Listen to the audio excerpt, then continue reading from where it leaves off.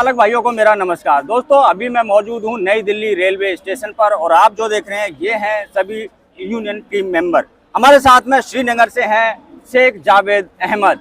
तो सबसे पहले हम इनका परिचय लेंगे और आगे की बात करेंगे। सर, पहले तो आप अपना पूरा परिचय दीजिए, कहाँ से आए हैं और किस मकसद से आप आए हैं?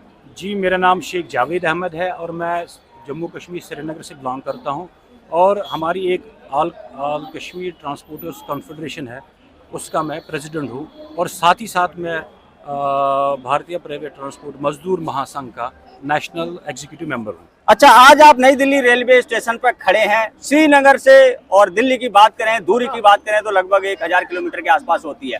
आप इतना सफर तय करके और इस गर्मी में दिल्ली में आए हैं, इसका क्या कोई मुख्य कारण था? देखिए आशु जी, आपसे 15 साल से बात हो रही है। मेरा एक ख्वाब है, क्योंकि मैं खुद ड्राइवर हूं और मैं ड्राइवर की भलाई की बात करना चाहता हूं, क्योंकि फॉरेन देख के आया हूं। मैं मिडिल ईस्ट में था, मैंने वहां पर भी नौकरी की है।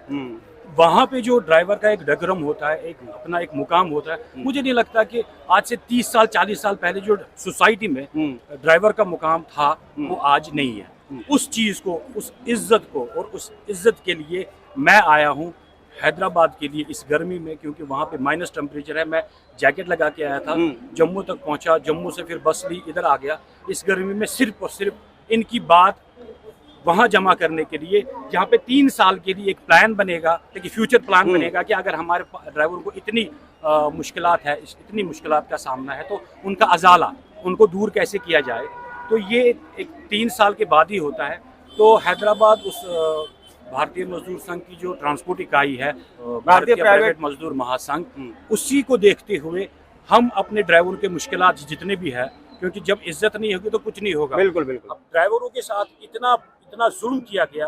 एक ड्राइवर जो आज से 30 साल पहले एक प्रोफेशन कहा जाता था ड्राइविंग, लेकिन बदकिस्मती से 50 साल के एक ड्राइवर के सामने एक 17 साल 18 साल लड़के को खड़ा करके ये बोल दिया जाता है कि भाई आपकी और लाइसेंस इसकी एक है, जबकि कमर्शियल अलग हुआ करती थी और प्राइवेट अलग हुआ करती थी। पहले उस वजूद को जो उन्होंने मिटा दिया है, पहले उसको उजागर करना है कि मैं ड्राइवर हूँ जी, मेरे पास लाइसेंस हुआ करता था, जैसे वकील के पास हुआ करता था, डॉक्टर के पास हुआ करता था, तो वैसे ही ट्रीट करते थे। बिल्कुल। हम भी समाज का हिस्सा है। आज की डेट में देखिए ड्राइवर की कहीं कदर ही नहीं है। बिल्कुल बिल्कुल। आज की डेट में 50 लाख बल्कि 1.5 करोड़ की गाड़ी चलाने वाले ड्राइवर की तनख्वाह आज भी बोलते हैं 15,000 देंगे, 15,000, 10,000 देंगे। ये क्या बात है भाई? बिल्कुल बिल्कुल। मेरे पास एक्सपीरियंस है, मेरे पास लाइसेंस है। बिल्कुल बिल्कुल। पहले मैं कहना चाहूंगा, देखिए दोस्तों, पहले क्या हुआ करता था कि जो कमर्शियल गाड़ी चलाते थे हमारे ड्राइवर भाई, उनकी एक वैल्यू हुआ करती थी, क्योंकि कमर्शियल लाइसेंस हर किसी को नहीं मिलता था। लेकिन सरकार ने इस नियम को बदल दिया। अब प्राइवेट और कमर्शियल लाइसेंस बिल्कुल सेम कर दिए गए हैं। इसी चक्कर में जो हमारे पुराने बुजुर्ग जो ड्राइवर थे, जो कई सालों का अपने पास तजुर्बा रखते थे, आज उनकी कोई वैल्यू नहीं रह गई है। इसी सिलसिले में जो भारतीय प्राइवेट ट्रांसपोर्ट मजदूर का जो त्रैवार्षिक अधिवेशन है, जो कि राष्ट्रीय लेवल का अधिवेशन होने वाला है, जिसमें जम्मू कश्मीर श्रीनगर की टीम और दिल्ली की टीमें वहां पे पहुंचेंगी। तो मैं आपसे ये जानना चाहूंगा, श्रीनगर में बात करें या कश्मीर में, ऐसे मुख्य 4-5 मुद्दे बताइए जिससे वहां के जो चालक बहुत ज्यादा परेशान है, जो आप वहां जाके उठाएंगे। सबसे पहली बात, ये हमारा मेरे ख्याल से 10 साल से नारा है। 10 साल से बोल रहे हैं कि पहले ट्रांसपोर्ट को इंडस्ट्री में शामिल करो, ताकि इसका कुछ खाका बने। बिल्कुल। उसके बाद ड्राइवर आयोग बनाना लाजमी है। बिल्कुल बिल्कुल। क्योंकि जब ड्राइवर को चलाने वाला ट्रांसपोर्ट और ट्रांसपोर्ट को चलाने वाला ड्राइवर, जब ये एक दूसरे को अलग अलग कर रहे हैं, तो ड्राइवर का हित, ट्रांसपोर्टर का हित कहाँ से आएगा? बिल्कुल बिल्कुल। तो हम चाहते हैं कि इन चीजों को थोड़ा सा छान के इनके सामने पेश किया जाए। आखिरी मर्तबा कश्मीर की मैं बात कर रहा हूँ स्पेशली, क्योंकि कानून दिल्ली में भी है, one nation one rule regulation अगर है, तो मुझे बताइए वहाँ पे 2 रूल क्यों है? किसी जगह J&K के सिवा किसी जगह ये जो अपना कॉन्ट्रैक्ट कैरेज है, 40,000 30,000 से ज्यादा फीस नहीं है। पहले ये फ्रेश परमिट देते हैं लेटर ऑफ अथॉरिटी, तो हमारे कश्मीर में 1.5 लाख की है, 2 लाख की है, 2.5 लाख की है। क्यों ऐसा जुल्म क्यों?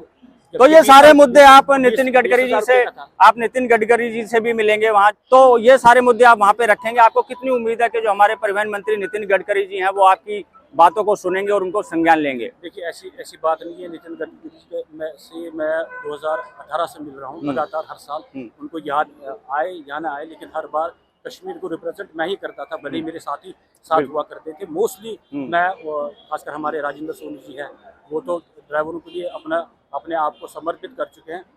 जब भी उनको फ़ोन करते थे वो उनके ऑफिस में, तो उनसे वो अगर आज तक किसी बोर्ड के मिनिस्टर की बात करें तो सबसे अच्छा मेरे ख्याल से इससे बढ़कर कोई नहीं। बिल्कुल इनके नेतृत्व में जो सड़कें बनी, जो सड़कों का जाल, मैं स्पेशली कश्मीर से बहुत शुक्रगुजार हूँ, थैंकफुल हूँ आपका सर, क्योंकि 70 साल से कभी आज तक सोचा नहीं था कि भारत को कश्मीर से जोड़ा जाए।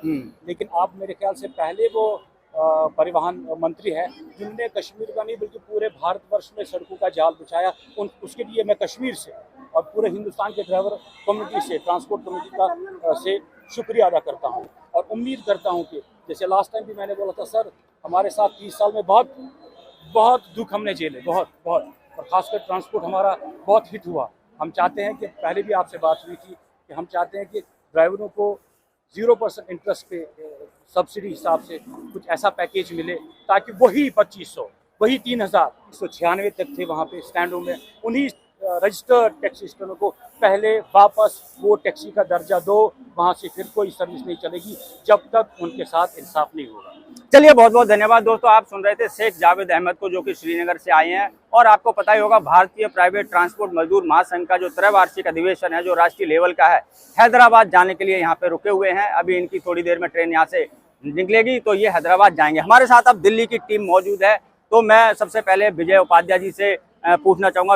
विजय उपाध्याय जी, पहले आप अपना परिचय दीजिए और बताइए, आज जो आप यहाँ पर खड़े हैं और हैदराबाद जाने के लिए तैयार हैं, आपकी पूरी टीम है जिसमें 14-15 लोग हैं, तो यहाँ से क्या आप समस्याएं लेकर जा रहे हैं जो यहाँ पे होती हैं, वो आप आगे जाकर नितिन गडकरी जी से और जो वहाँ पे पूरी राष्ट्रीय लेवल के जो ट्रांसपोर्ट यूनियन के लीडर आएंगे उनके सामने उठाएंगे? पहले अपना परिचय दीजिए। सबसे पहले तो आंसू भाई, पहले आपको आपके चैनल को बहुत बहुत धन्यवाद देता हूँ कि जो कि आपने जो है ड्राइवरों के हितों के बारे में बार बार आप मुद्दा लोगों तक पहुँचाते हैं।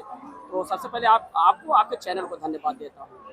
हाँ, मेरा नाम तो विजय उपाध्याय है।